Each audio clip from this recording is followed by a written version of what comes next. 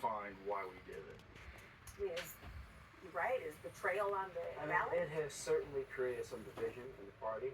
Personally, I support some type of conflict with Iran, regime change, because of regional interests of the United States. I also think there's a China angle to this that the administration should, quite honestly, be articulating a bit more to the country and also to Congress. I think in a limited strategic way, you can somehow diminish the regime, thus diminishing one of China's closest allies in the Middle East.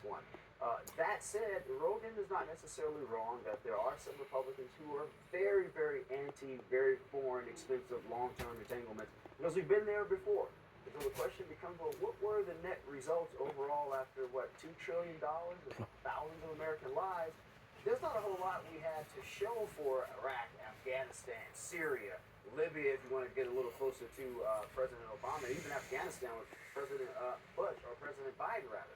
And so I think for Republicans, the question becomes, if we're going to be there, for how long, what's the cost, how many American lives are on the line, and can we quickly pivot soon enough, Lord, to get back to the economy, those kitchen table issues, where most voters, specifically those independents who lean to the right, really want to hear from Republican candidates? Well, Republicans are hearing from at least Ted Cruz and Tucker Carlson today. There's a bit of a split going on about the war and the future trajectory of the Republican Party for the voters. Listen.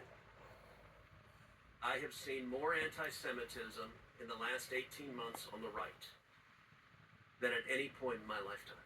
It is being spread by loud voices, the most consequential of whom is Tucker Carlson.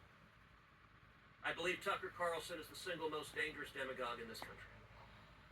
What's your reaction to that? And that's not something you would predict would have happened, say, a few years ago.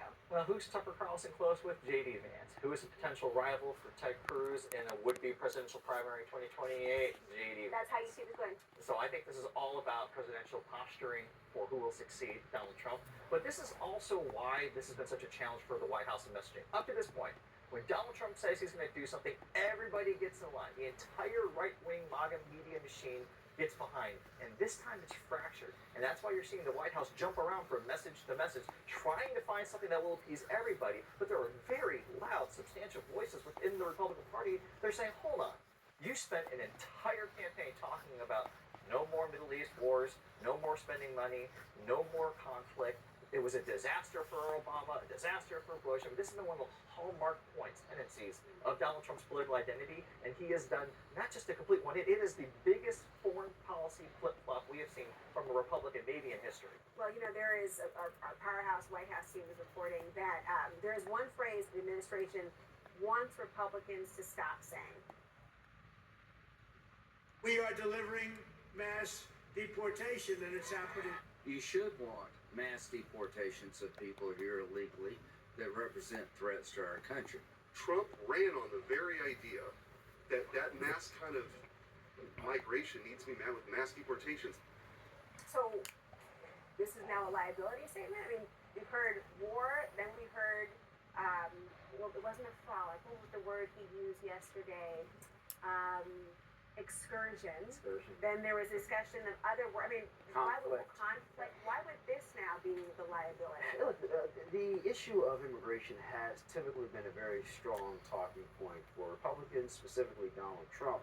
But if you look at the assessment from Tony Fabrizio, the president's long-term chief strategist, he has reminded the administration and Republicans alike that, going back to the economy, Lord, that is the issue that voters care the most about. And so I would argue that there is a potential out here for the president to be able to come out in the next couple of weeks and say, look, we've been successful. Militarily speaking, the operation has certainly been successful. And just walk it back and pivot back to the economy, cost of living. Gas prices is really sort of that moniker that most people look at to determine if they're doing well or not. And the last thing we want is to have that to be a negative for Republicans going into August, which is when we start to see some of that early voting. Real quick, do you think that, everyone hopes for political amnesia among voters.